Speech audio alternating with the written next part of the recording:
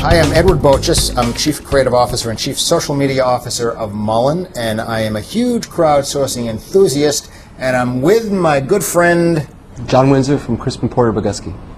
And John runs their strategy and product innovation. And we're talking about crowdsourcing, and if we were to sum up our long discussion into a couple of things. We know it's here, we know it's big, we know it's growing, we know it's an opportunity, we know it's a trend. But three of the more interesting things we touched on were, one, is crowdsourcing evil? Because there's two sides to this thing. There's the, hey, this is great to use it, but there's content creators who are concerned about the commoditization of their content, or not getting paid enough, or competing all the time and not prevailing. So, yeah, I think that in my mind, I don't know if it's evil or if it's not evil. I think it's just a fact of life. And I think, in every marketplace there's disintermediation. If you're standing between the producer and the consumer of anything, there's less and less margin there to be made. So, crowdsourcing is a part of a world we're going to have to deal with as agencies. And I think there might be resistance of people who say, well, I don't want to always have to compete for something, and I don't want to give my stuff away for free.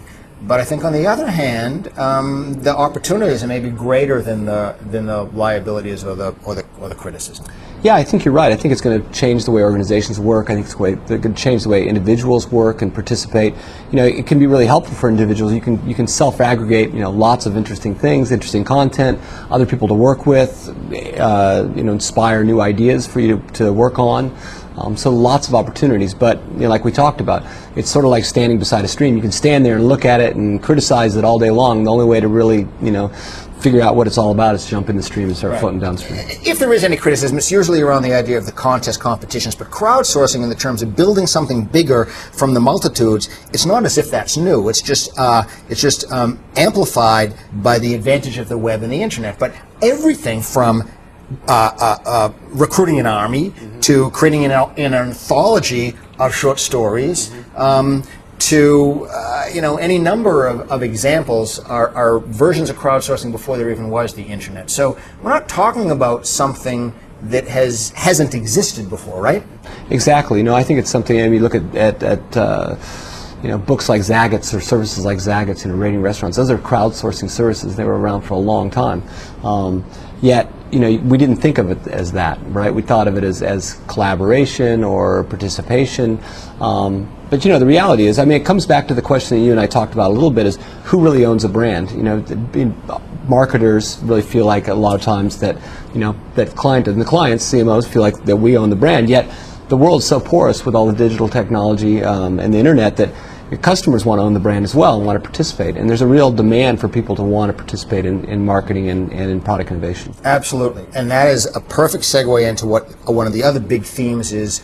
Where is this going, in the future? Because the fact that people do want to participate, the fact that they do want to influence brands, the fact that social media, is here, raises the question of, okay, great, well, let's accept it, and then now we'll know what's going to happen with it. Some people talk about agencies are going to have to change business models.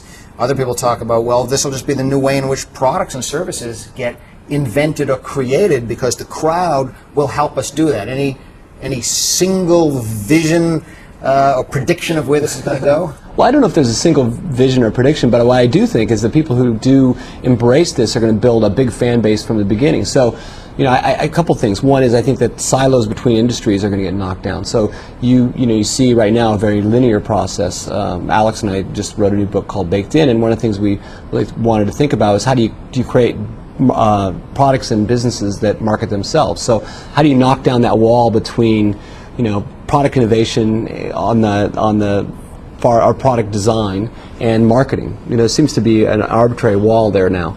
My sense is in the future that you'll start thinking more holistically. The agencies will be in the product design business, the product innovation business, and crowdsourcing will give them the ability to get into that business quickly. But by involving more people than just the agency or a singular thought of we need to create a marketing campaign, by taking a more holistic view, bringing more people into the conversation up front to design the product, design the marketing, there's going to be more momentum when those things launch, whether it's on YouTube or it's a product that is launched in a Best Buy. I couldn't agree more. Crowdsourcing is here to stay. The opportunities are endless, and those of us who don't take advantage of them will regret it in years to come. Thanks to the Ad Club for being forward-thinking enough to inspire these kinds of conversations, to get us all excited about and to get us thinking about what all of us can do and learn and accomplish using some of the new things that are out there, like crowdsourcing. Thanks so much for Edward and Thanks. John. See you next time.